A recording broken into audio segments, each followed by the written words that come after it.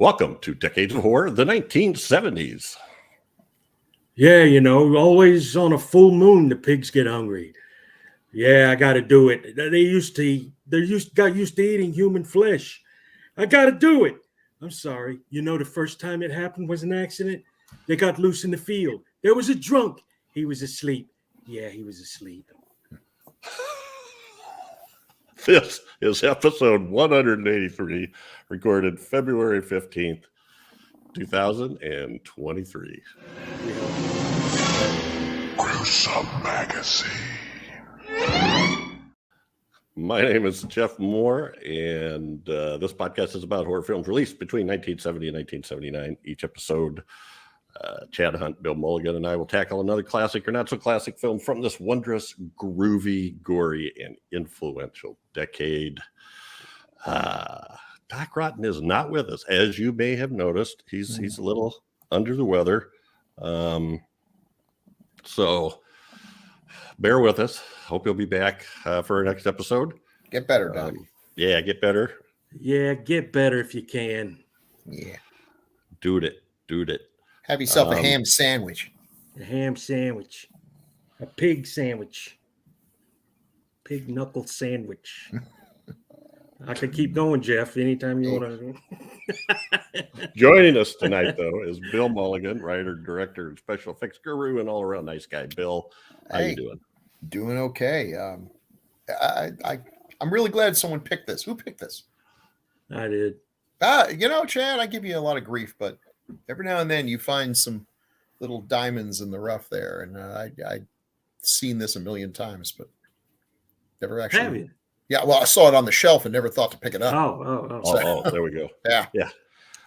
Well, and there's our cue for also joining us tonight is Chad Hunt, comic book artist and co-host of Decades for the Classic Era and the 1980s, as is Bill. Chad, how are you?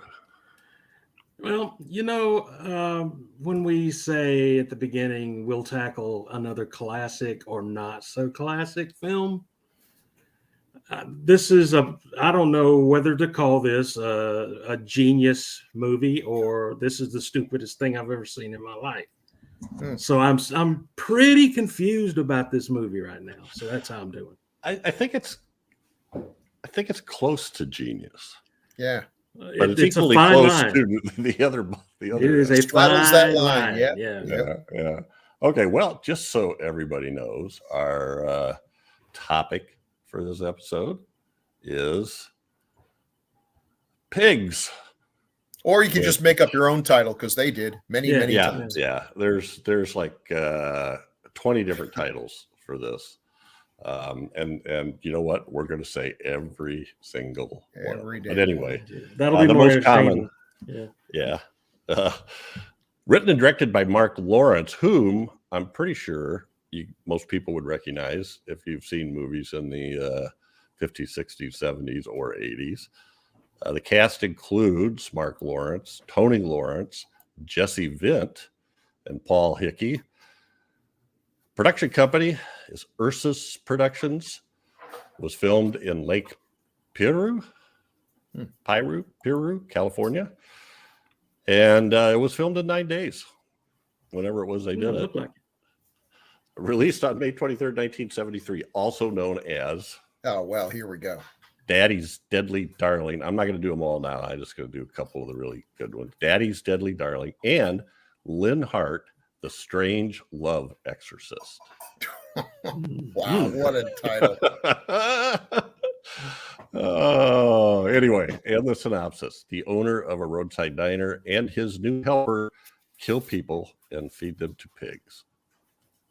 Which, while true, is not exactly an accurate description of this movie. And they totally leave out the fact that his new helper is escaped from a mental institute after killing her abusive father and then wiping it from her memory, I guess would be. Yeah.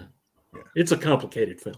Yeah. They also left out the part about her being a strange love exorcist, but in fairness, that's not in this movie. At least not the version I saw. That's right. What did I read? There's a lot they could leave out. One of the acquisitions, as it changed hands and was reissued, somebody said, hey, The Exorcist made a lot of money. Let's put an exorcism scene at the beginning of the movie with Lynn Hart, and then we'll just stick it at the beginning of the movie. We don't have to worry about mentioning it again the whole rest of the movie. Yeah, she's a love exorcist. right. Love A exorcist. strange love exorcist. I don't know what that is. What exactly is she trying to exorcise? And it wasn't in the one that we watched. There was no love exorcist. Some of the movie that we watched was not in the movie we watched. That could be. Well, you know, this is Chad's pick. So, Chad, why did you pick this? What were your first? Defend yourself. I have no defense for it. I saw it.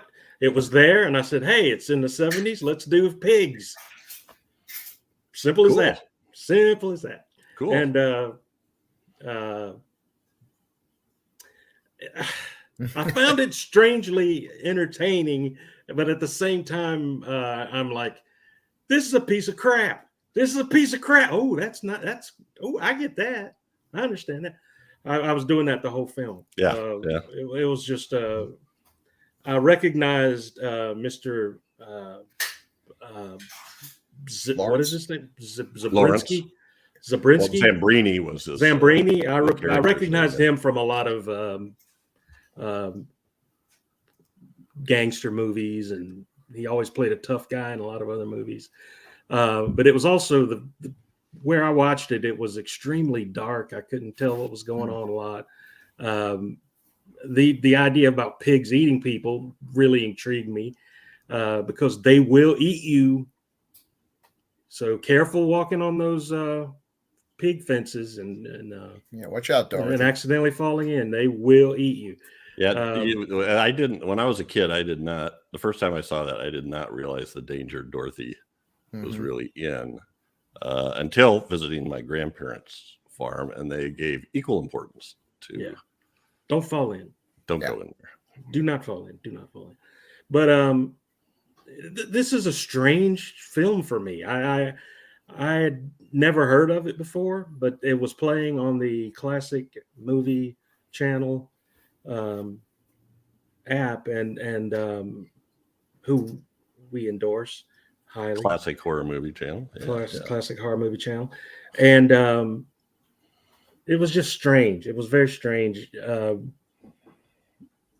You'd think a movie called Pigs would have a little bit more pig carnage in there, but there was more carnage from the love exorcist chopping off hands and limbs and stuff like that than the pigs. But I almost feel like there's a seed of a good movie in there that couldn't be realized because of budgetary concerns and that kind of thing. I feel like if this was done in the 80s by someone that this would have been a more horrific film with the pigs eating people and like or one giant pig or just a roaming band of pigs. Even it could have been Night of the Lepus with swine, but something along those lines. I think it just there's something about it, and I guess we'll figure that out as I go here tonight. But anyway, it's like one step removed from Motel Hell. I almost felt like it was Motel Hell Part 2. Instead of putting people in the meat, we let the pigs eat the people, and then we make the meat out of anyway. I don't know. Mad human disease. Yeah, there we go. Bill Mulligan, what did you think of Pigs or Daddy's Deadly Darling? Or I said I've seen this film 100 times. I probably under 100 different names. And the Daddy's Deadly Darlings one, I remember looking at, maybe it wasn't even a legit printing, although I don't know if there is an illegit bootleg of this. It seems like anyone can make a version they want. I thought I was under the impression it was going to be more like Willard with pigs. Mm-hmm. That, it was going to be one of those, poor white trash movies and hillbilly stuff. And then she would get her revenge by feeding people to pigs. And instead, it's very much a psychological thing. Mm-hmm. The pigs are barely in it, but they're in it more than any love exorcism. So there's that going for it. And then you find out, well, and the acting is better than it needs to be. That's the first thing that kind of hit me. And also the writing gives some of these secondary characters, like the rednecks, one of whom is pretty, terribly hitting on her and everything. They're given a chance to actually show some characterization more than you would normally see in a film of this ilk. So it was written by people who wanted to do more than just make an exploitation film, but it's very much an exploitation film. And it's specifically, it was done by Marc Lawrence as a, I don't want to say a vanity project, but he gets to act with his daughter, and they're playing this sort of pseudo father and daughter team up here. It's odd. It's an odd film. You have Jesse Vendt, who I've always liked.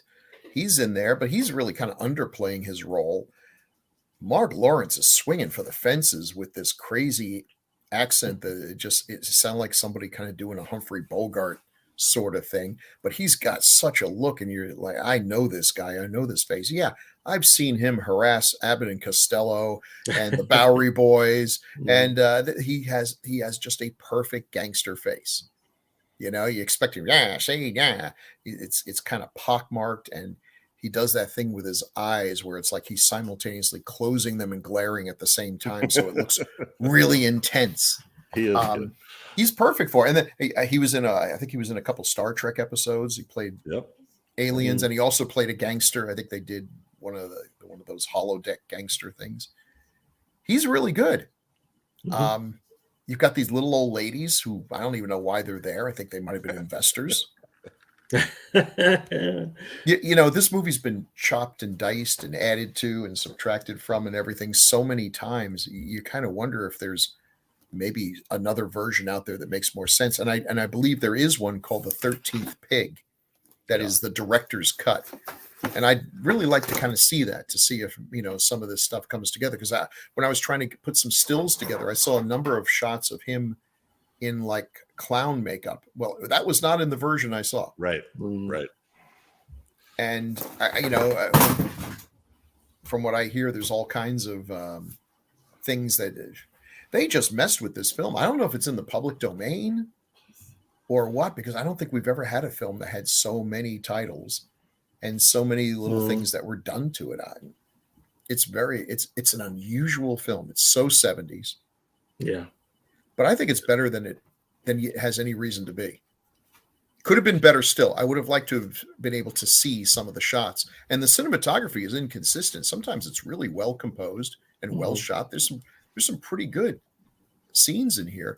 And other times it's like, do you know how to use a camera? So I don't know. And I can't believe it's the same person, or maybe they just ran out of money and ran out of time. And I've been in situations like that where we got to get it done. It's like, the sun's going down. Just shoot it. We'll fix it in post. And of course you can't. You can't fix it in post. So I don't know. I'd love to hear the story of the making of this movie. But it's an odd one. And the marketing of it, yeah. That's and the fun thing is, you and your friends can watch this movie and come away with completely different experiences. You'll be discussing the ending, and you're like, "That didn't happen. That totally didn't happen." It's like, "Oh no, she turned into a pig." No, she didn't. She drove away with an old man. It's like, okay, you know what? You're all right. Yeah. Well, you could buy a Pigs movie poster as one of those, vintage tin sign looking things, but I don't think you can buy. If you can buy the Blu-ray, it's not immediately available. I know there was one. I know I've seen lots of Troma ads. Yeah. For it. Oh yeah, Troma distributed this movie, didn't they? They eventually did. Yeah. Yeah. Yeah. So I started. When we announced it at our last episode, I looked at the first image they showed with it, which was sort of a scantily clad Toni Lawrence, and then started reading the taglines on the poster and was expecting like Herschel Gordon Lewis or Lloyd Kaufman, right? And we got something much more thoughtful, I guess. Yeah. And less gory, but I enjoyed this a lot once I realized who Marc Lawrence was, and I just was really into it, and the idea that he was making this movie for his daughter, $100,000 budget, I believe, and it was her first credit, but she did a few more things, but she didn't stick around very long, so. But I thought she showed promise. There were certain shots and angles that she's really good. So, all righty.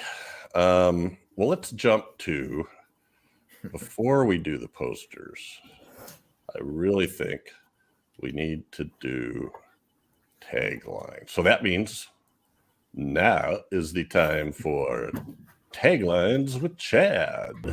I fart in your general direction.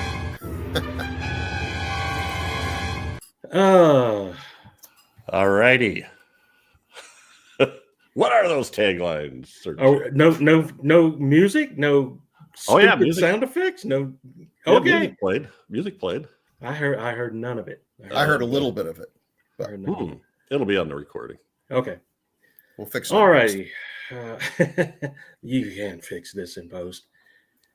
Taglines for pigs, a.k.a. Daddy's Deadly Darling, are once the pigs tasted blood, no one could control their hunger. Everybody knows that about pigs, right? Yeah. A good tagline has very little to do with the movie, but okay. Yeah. A madman, a psycho killer, and mean cannibal pigs all together in the scariest film you'll ever see. I hate it when they call an animal a cannibal pig or a cannibal bear when they're Bill's eating humans. That's not a cannibal. Well, humans eat the pigs, pigs eat the humans. It's a terrible circle of life there. Yeah. From these taglines, I expected to see something like, Night of the Lepus with herds of pigs running through town. Yeah, that's what I expected too. This next tagline is either from My 600-Pound Life or it's from this movie. They'll eat anything, so she had the perfect method to dispose of her victims. And you know what? That's really the gist of it. Like, we know Zambrini is killing people to feed the pigs once a month from that little explanation, but she comes along and it just turns out to be the way to get rid of her victim. See, I got my impression from the version I saw was that he wasn't killing anyone; he was just digging up bodies. Yeah, well, he certainly. Okay. But then he had that straight razor, which is not something you need when you're digging up bodies normally. So I don't know. I have questions. Yeah. If you go down to the woods today, you're in for a pig surprise. Get it? Ooh, ow. That's got to be a Lloyd Kaufman tagline. Yeah. Sounds like it. It's horror. It's murder. As daring as has ever been, as daring as has ever been shown before. Is that generic? Is that phrased correctly? Okay, it didn't sound natural to me. But anyway, the following are taglines under the reissue title. Yes, folks, this movie was actually reissued at one point. The Strange Love Exorcist. Yeah. Lynn Hart, The Strange Exorcist. Warning: if the abnormal love of a sex psycho frightens you, stay away. Ooh, yeah. It's not in here, but stay away. Nowhere in the movie. So, like, you go to the drive-in with a bunch of your friends. You're like, whoa! This has got like strange sex psychos in it. Ooh, no, let's go somewhere else. Let's see if there's a Disney film somewhere. And here's where they try to play off the Exorcist success. Lynn Hart was possessed by a demon. Medicine, psychiatry couldn't help her. She escapes the asylum, taking with her the unholy obscenity raging within her. Together they killed, and even the exorcist failed her. This one starts in where the exorcist leaves off. Yeah, okay. Well, in fairness, The Exorcist leaves off with The Exorcist dead, so that's why he isn't in this movie. Yeah. Makes perfect sense. That was his next stop after Reagan. The pig farm. Oh dear. We are Legion. Okay. Yeah, very good. And very nice illusion there. Yeah. that's been Taglines with Chad. Did you hear it that time? Yep, heard I it heard that some time. of it. Okay. Dun, dun, dun. All righty. Well, let's move on. Now, what's an even longer list than taglines is names for this movie. I don't think we've ever had a movie that had more titles than taglines.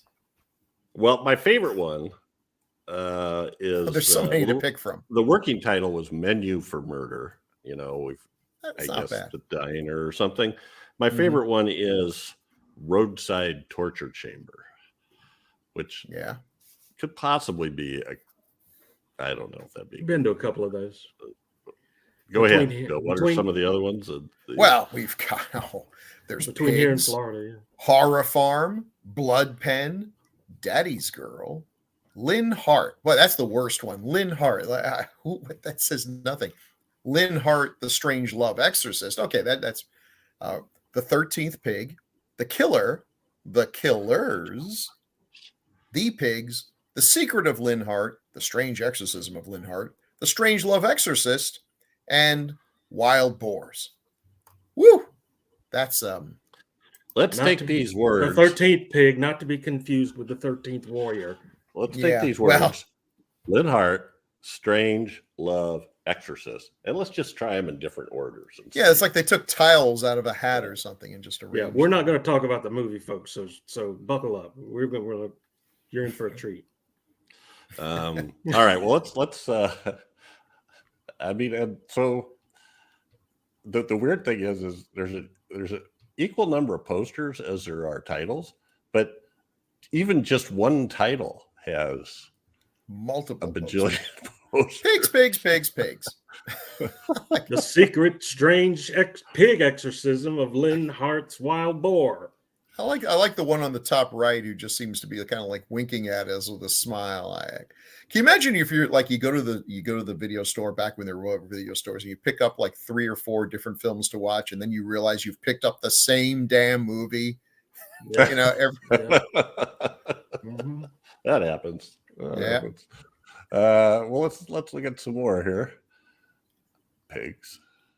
Daddy's Roadside Deadly Torture Darling. Chamber. Last stop before hell. I love it. See, I didn't go through these and pull all these taglines off, Chad. We would have spent the whole episode. Oh yeah. We'd still be doing it. That one up there on the upper left is the Troma re-release. Looks like they sprang for a pretty cool poster.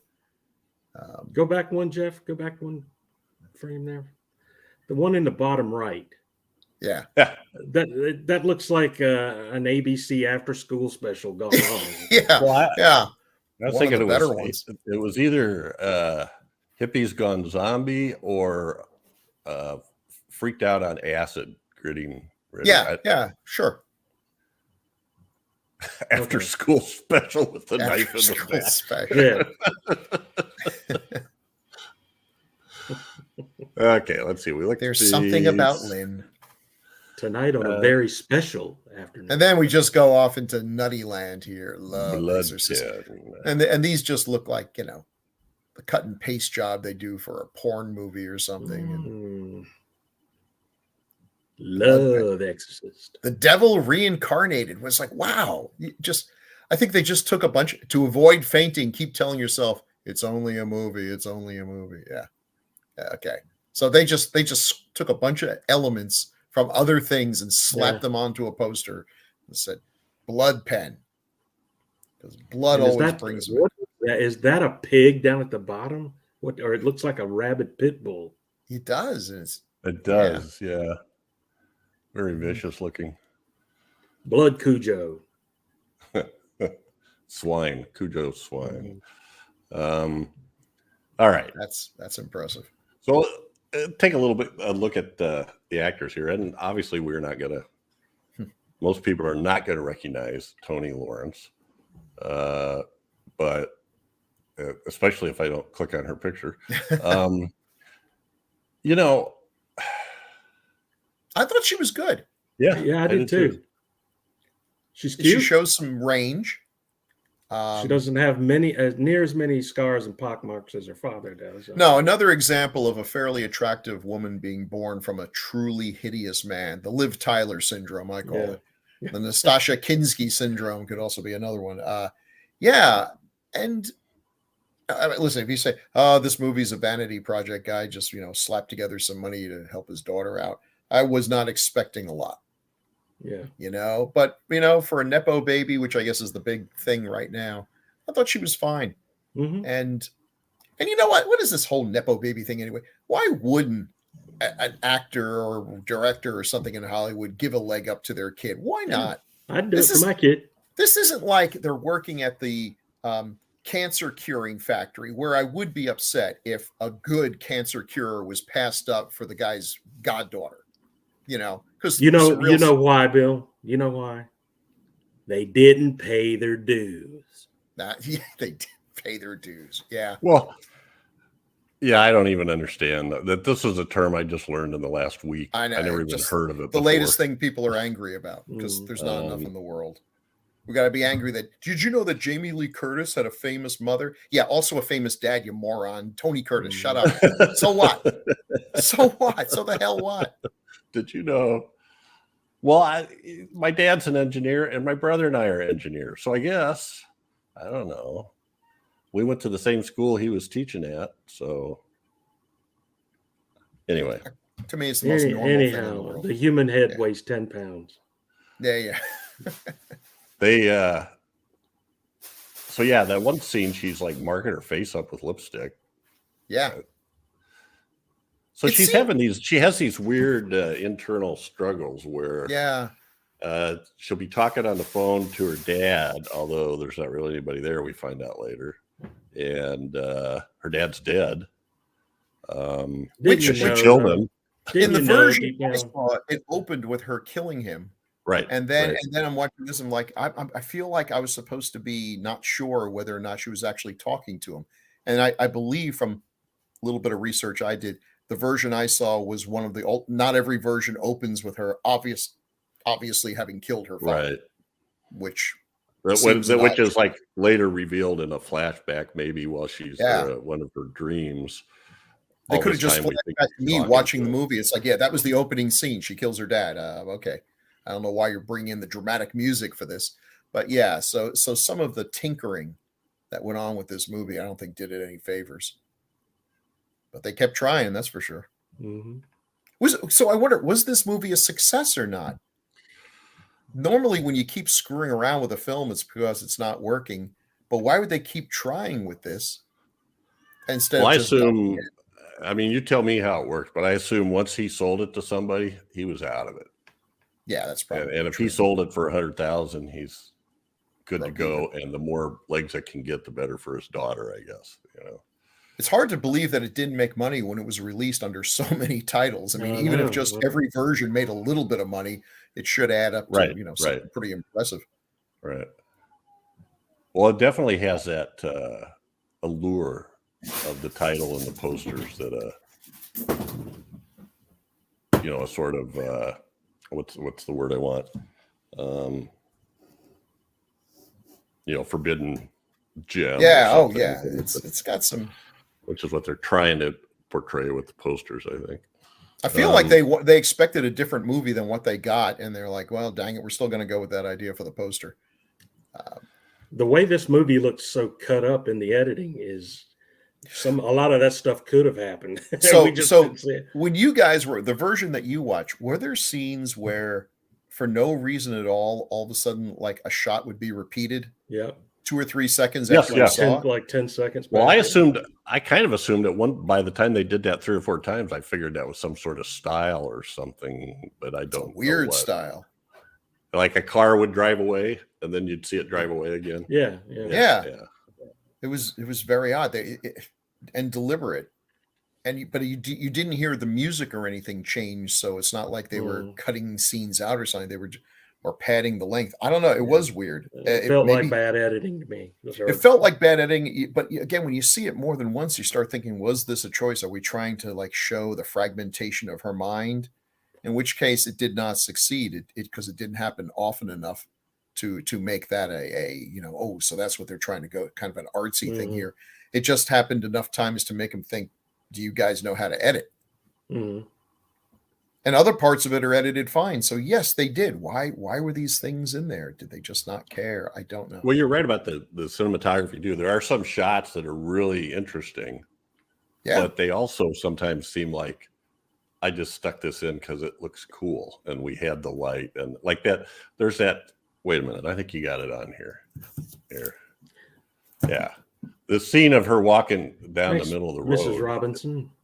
It's kind of like, I don't know. Well, there were a lot of cool scenes. And then it's like Bill said earlier that there was one scene where the camera just swept around her back. She was facing and close-ups and stuff like that looked really, really cool. And then it's like, we need to shoot these other 3 scenes and we don't have any money. Well, get your Kodak out and but they don't do video. We'll fix it in post. Well, we don't have any light. Use the moon. Yeah.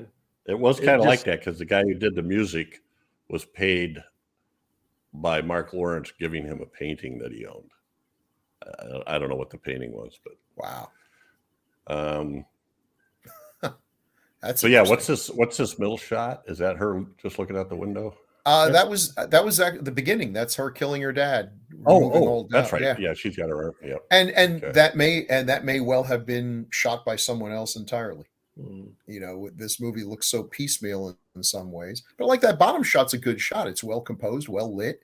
It's evocative. They didn't have to go that way, but then other shots are so muddy. Again, though, a movie like this probably has multiple prints, some of whom are in wretched shape. Mm-hmm. So it would be interesting seeing the director's cut or whatever the approved cut is. Yeah, they list the director's cut, but I couldn't find it anywhere. Yeah, I couldn't find anything called 13th Pig, which is something else too. In my version, I didn't really get much sense of the supernatural, but in some versions, it's at least heavily implied that the whole thing about these people that he's feeding to the pigs actually turn into pigs. And that in fact, Lynn sacrifices herself at the end, is eaten by the pigs and turns into the 13th pig, which is cool and kind of explains the little, symbol that she has and adds a weird supernatural element to it. But that was really pretty buried in the version I saw. Barely made mention of. Well, let's hit Jesse Vint, which, I mean, he plays the sheriff, but he's almost wasted. Yeah, he's got a crush on her, I think. Yeah, if they cut him out of the movie, you would not have noticed. Right. He contributes very little to the action. There's no arc, but he's a good-looking guy, and I've always liked him. I've always liked his easygoing style here, and he's been in at least one film we've done, Silent Running. He was also in Bug, I think. Yes. And Forbidden World, one of my favorite Roger Corman trash space alien movies. He seems like a cool guy.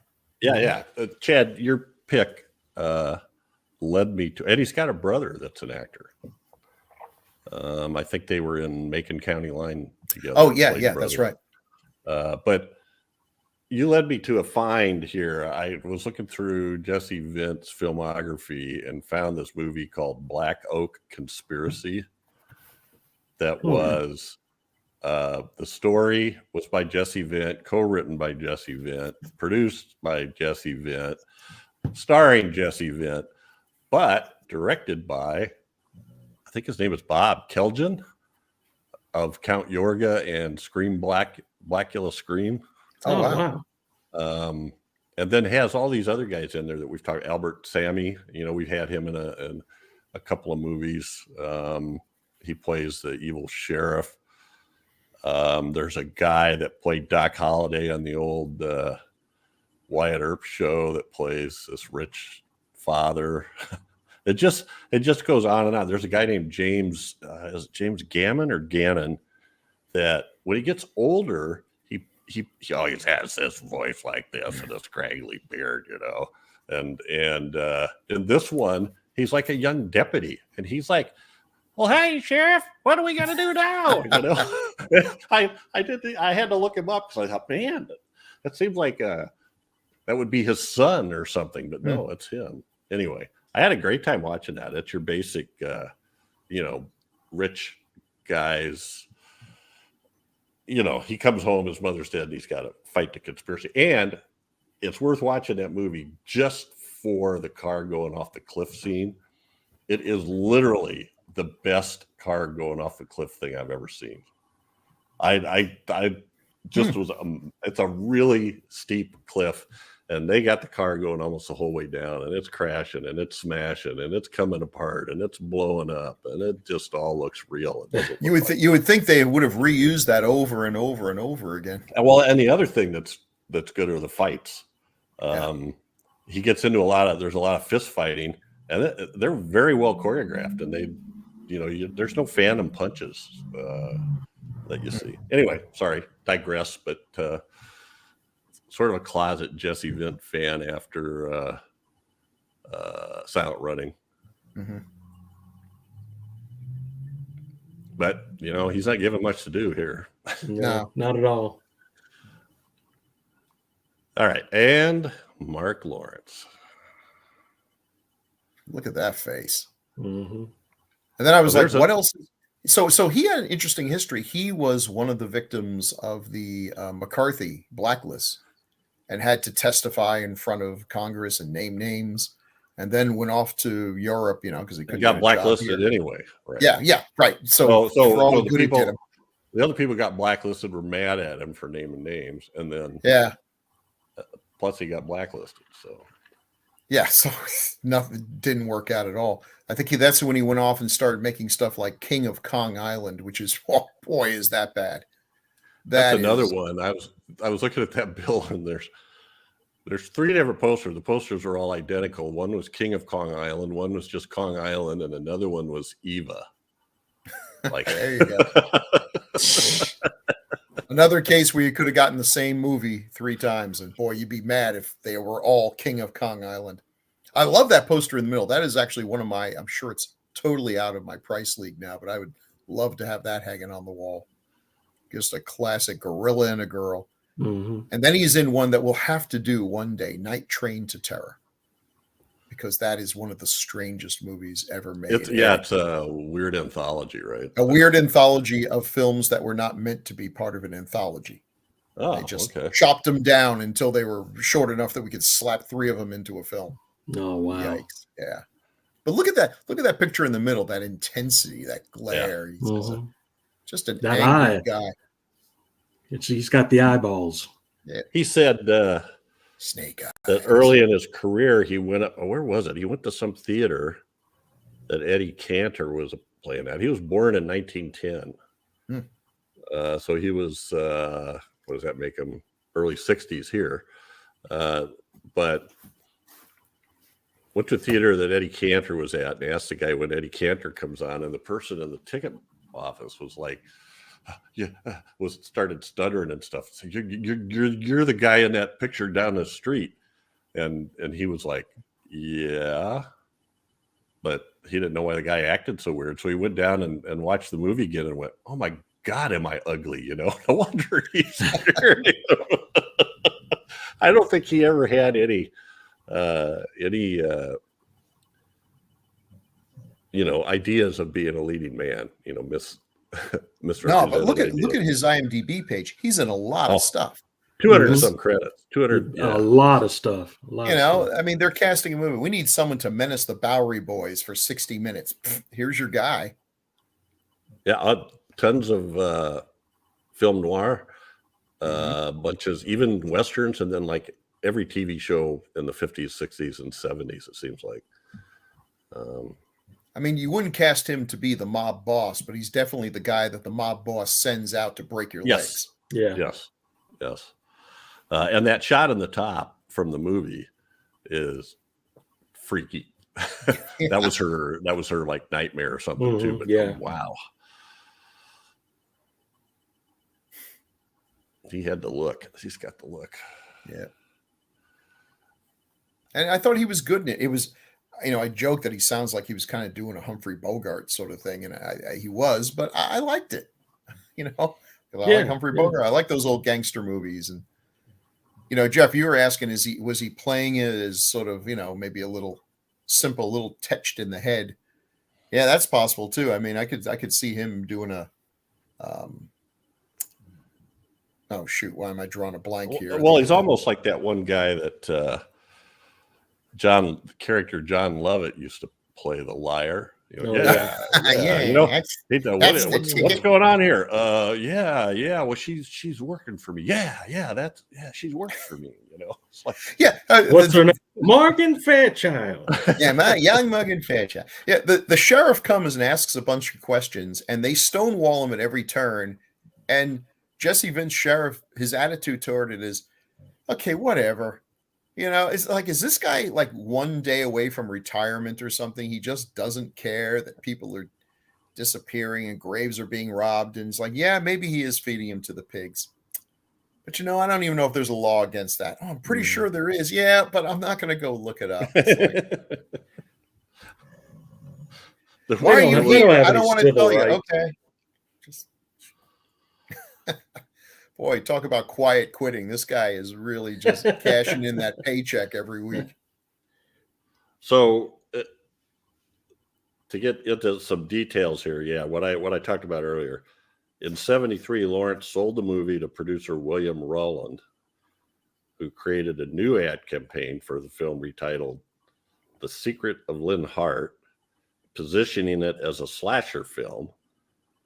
And then shortly after that, the success of The Exorcist inspired, if you can call that inspiration, to add a possession element to the movie.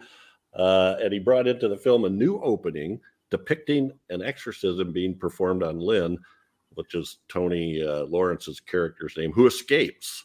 The rest of the film plays out as normal with no further mention of possession or the supernatural.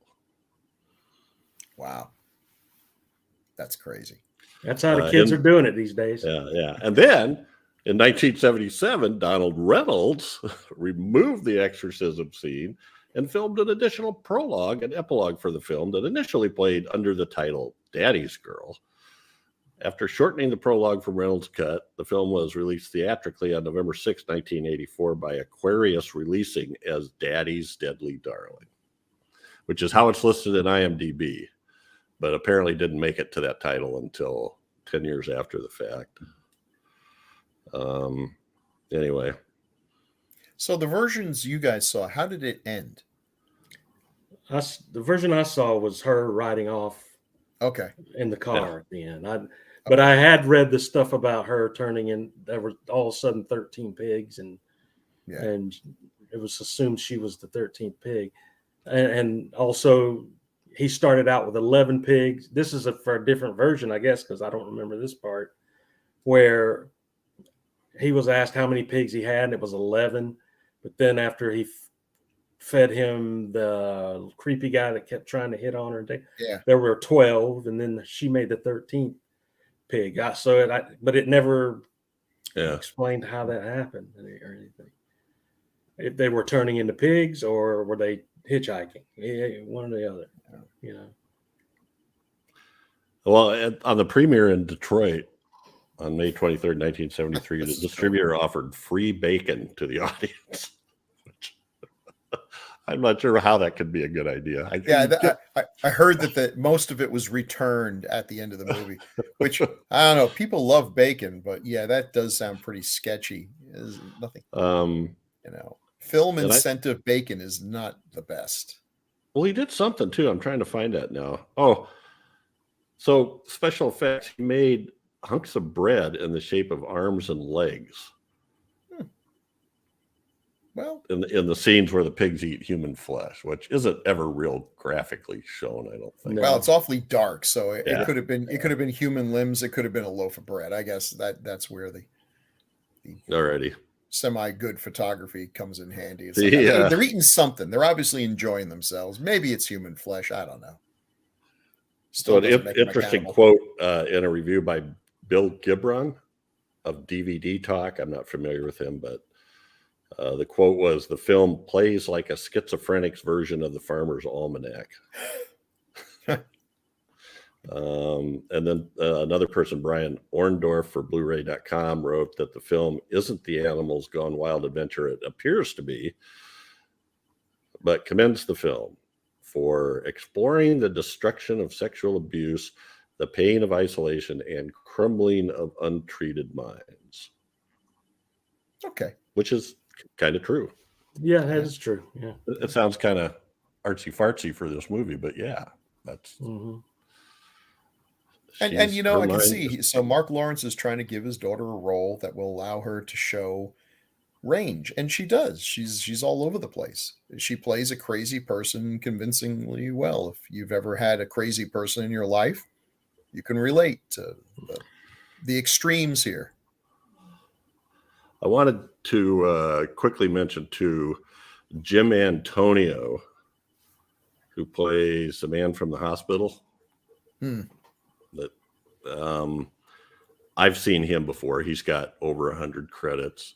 But what I didn't know was his brother is Lou Antonio, who is the guy who played the black and white character in conflict with Frank Gorshin in the Star Trek episode. That's a classic.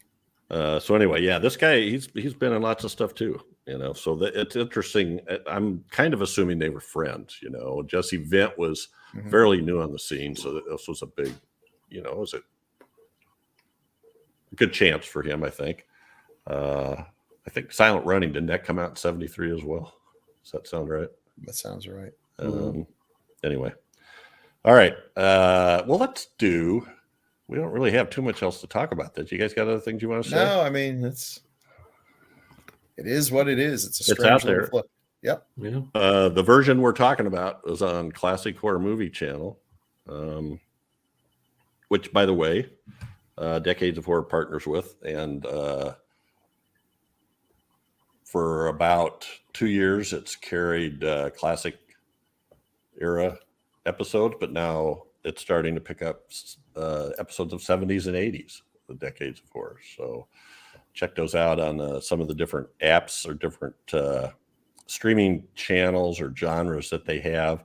Classic eras on Classic Horror Movie Channel, Classic Sci-Fi Movie Channel, and the Wicked Horror TV channel, and I believe also on the free Classic Horror Movie Channel. And then there's a free horror movie channel, and there's going to be, or maybe is already, a retro horror that's got 70s, 80s, and 90s. So 80s and 70s and 80s Decades of Horror will be on that. So I'll get Bigfoot TV. Yes, is one of their channels. Yeah. It's amazing how many channels they have. There's a found footage channel. It gets into all the subgenres. So check us out there and check this movie out there. Let's have final thoughts and a favorite scene if you have one. Chad, you go first. My final thoughts are: this is I was entertained by this, but it's still I still just found it so odd and weird. I didn't hate it. You know, I kind of liked what was happening on screen. It kept my attention and everything. So I just wish it would have had a little bit of a bigger budget to help them out a little bit in telling that story. And I'd sure like to find out if there is a cut that is a little bit more complete out there, or maybe missing some things that could have added to the story a little bit. But yeah, I liked it a lot, despite its weirdness and despite its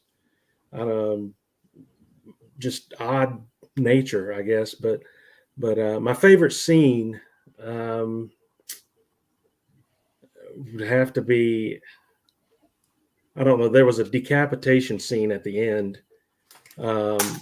Oh yeah. where she was going crazy with this axe and just chopping off hands, and that was really almost the only gory moment in the Yeah. whole movie. But it was sort of cool. It was sort of cool. It didn't look cheap. It looked kind of real. So I dug that a lot. So I'll call that my favorite moment. Okay. Bill?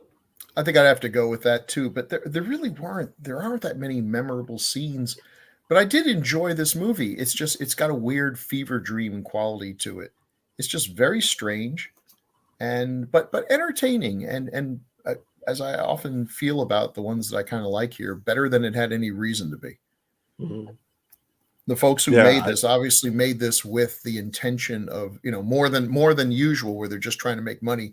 Here he's trying to actually give his daughter, a little boost in the business. And there's an attention to detail and things here. So it's an odd film, but the story behind it and the multiple attempts to try to turn this into something else is just fascinating to me. Mm-hmm. Why they just kept going to the well with this film, that they saw in this film something that they could mold. I wasn't too happy they did that with Lisa and the Devil, where they also tacked in the fake exorcism stuff there. But now I am kind of curious. I'd like to actually see at least the opening and ending of the some of the other versions. I would too. I didn't dig, I didn't go looking on YouTube. I didn't go looking on Daily Motion or what's another one, archive.org. So you never know. There might be something out there. Anyway, I enjoyed it, but you're right. It's hard to come up with a favorite scene. I think a couple of her dream sequence where Zambrini, Marc Lawrence, attacks her is pretty good because I mean, pretty quickly I'm going, this has to be a dream. This has to be a dream because we can't, keep telling yourself it's only a movie. Well, he's not going to make a movie featuring his daughter and have her killed off in the first 20 minutes, So I guess that was my thinking behind that. So, all right. Well, I think that's it for Pigs or Daddy's Deadly a.k.a. blah blah blah blah, or a.k.a. Hogs Trash or something, whatever that was. We have some feedback. First one is first few we have are on the Ghoul. So I forget. I think Chad, you want to read the first one from Horror City? Sure. Episode 182, The Ghoul. Horror City tells us, strange tales indeed. Hats off to one of the greats. And I assume they're talking about Peter Cushing. I think so, yeah. One assumes. Yeah. Agreed with that. Oh, yeah. And Bill, okay, Bill, why don't you take the Scott Wells one? Scott Wells says to me, Bill, the film you were looking for was The Beast in the Cellar. Yes, it was. The appearance of the beast in that is less offensive than the sheer boredom that film induces. I don't remember liking it very much and just being incredibly disappointed when the beast finally shows up. So I'm going to defer to Scott because I think his memories are fresher. Well, I do remember us talking about that and going like, oh, the attic. I think I probably called it the beast in the attic or the beast in the basement or something. Yeah. Thanks, Scott. Appreciate it. And then there's one from our friend Richard Clemenson, who is the owner, publisher of Little Shop of Horrors magazine, the Journal of British Horror Films. Great magazine. Yeah. It is a great magazine. Go check them out. I think every issue is available still. And they're it's like 100 pages of 0.8 font. Oh yeah. It's like getting a book. Yes, it is. It is. In fact, Daphne and I have joked about, you go through all those magazines, and I believe you should have at least a master's degree in British film. Just from going through. Oh, that. if you read every issue of Little Shop of Horrors, you can go on any panel in any convention in the country with a corncob pipe, and yes, well, of course, blah, blah, blah, blah, blah. Yeah, you'll look convincing. You'll be smart. Just remember to iron the patches on the sleeves of your jacket. Yeah.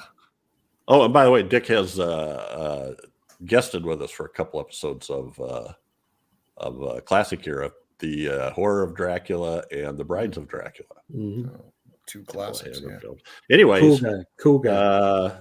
Dick writes, I met the producer, Kevin Francis, which, as everyone remembers, is Freddie's son, at his Pinewood Studios office in 1977.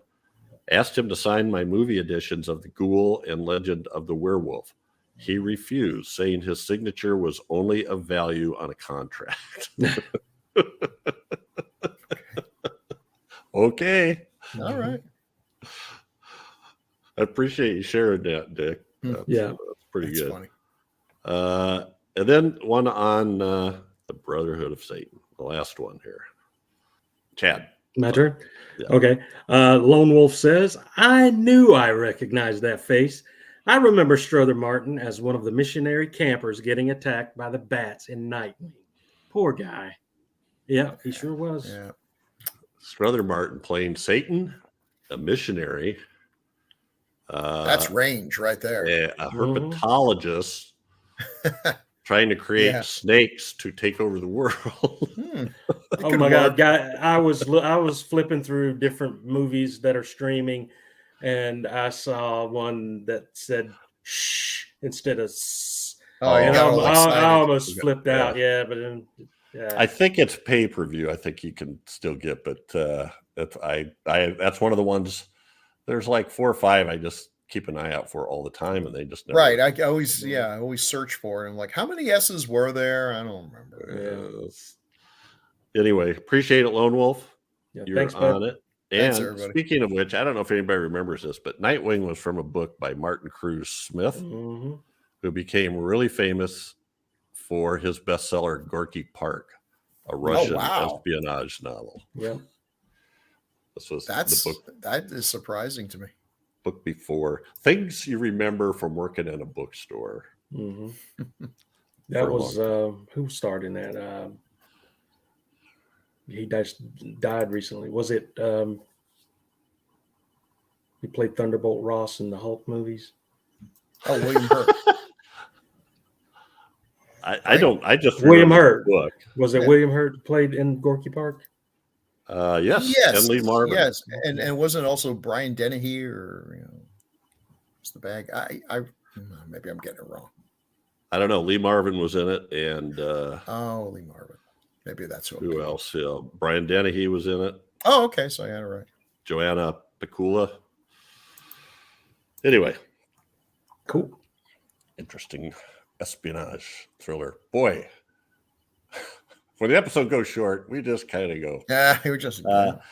So we're coming up to our next episode, and I do want to remind people that we do have Patreon for people. If you go to our website, click on the Patreon button, and what you get for that is you will get access for Decades of Horror, like anywhere from about 10 to 12 days before it goes public.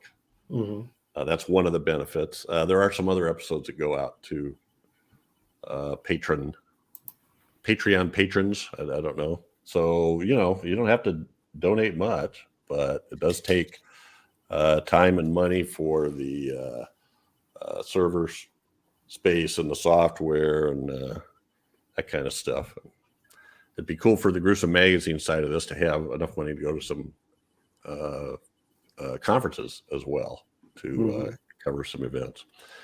So anyway, do that. In the meantime, hey, we love comments. So put comments on the Gruesome Magazine YouTube channel.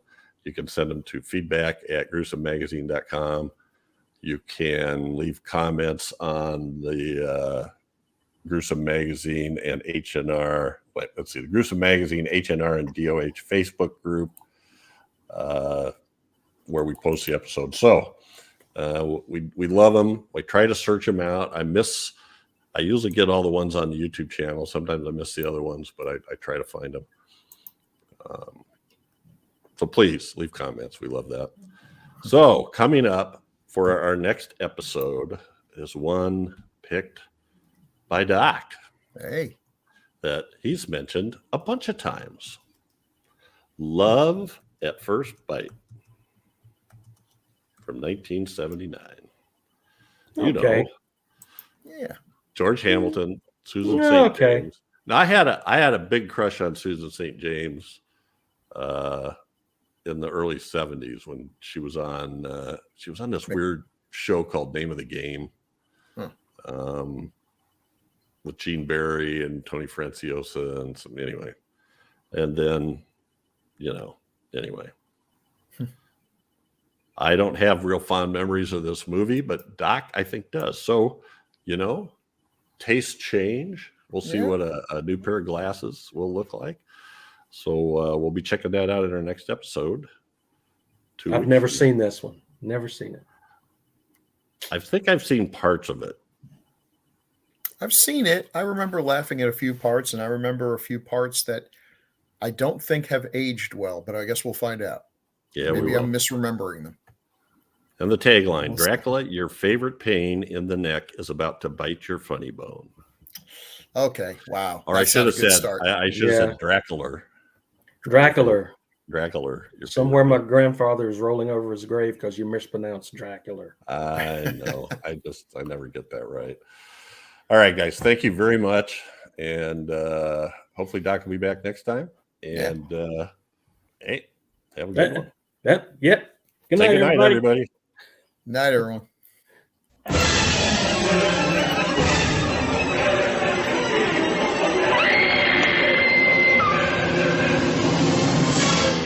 Gruesome Magazine.